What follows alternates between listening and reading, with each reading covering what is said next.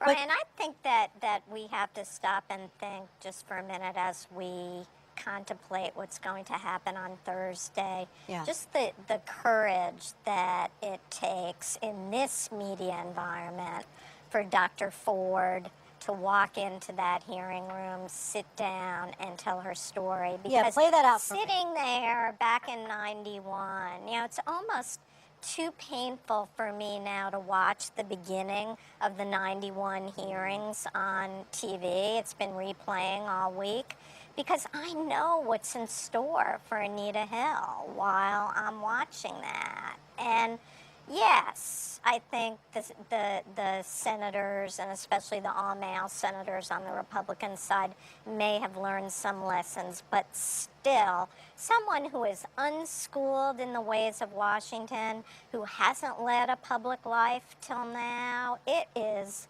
just unutterably difficult, painful, etc. Yeah, consider how there's only a couple of photos of her that we've seen in the past week. Right, and a week full of coverage, we've barely seen a photo of her. This is not a public person with lots of Instagrams we can all look at.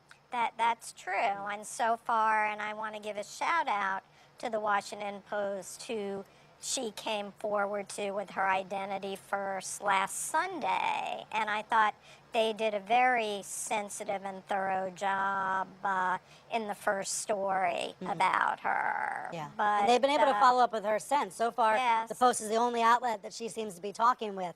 It's notable she hasn't gone out and done a TV interview. First, she called their tip line first, and one assumes that in all of the ensuing months, they contacted her, but they respected her desire to remain confidential. Right. For This is that reporting. time. This is good reporting, and these are the investigations that take time. And Jill said that like a meticulous investigation takes 3 years. There's been no effort to even have a slapdash investigation. Charles, final word about how the press needs to treat the next few days? Like Jill said, it's a different media environment. There was no Fox, there was no MSNBC, there was no internet, functional internet like we have now to speak of, and so that's a very different thing. I think I would just like to raise one point. There are a lot of ways in which this is similar. There's some big ways in which it is very different.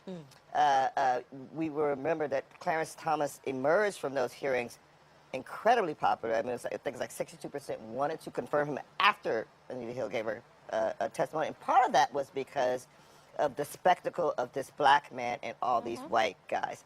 And if you recall 1991, this was just a few months after the Rodney King meeting, which was probably the first kind of Black Lives Matter citizen video shown on national television. And so in the wake of this guy on the ground being beaten by all these white officers comes this hearing in which this black man sits being kind of questioned by this panel of white guys.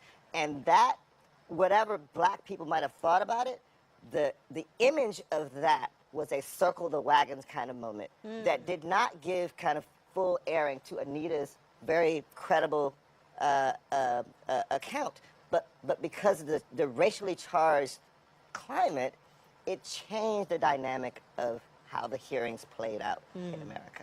And this time, with the midterms right around the corner, this is primarily about gender and about what was already the year of the women coming to vote and running for office, supercharged on an even higher level now.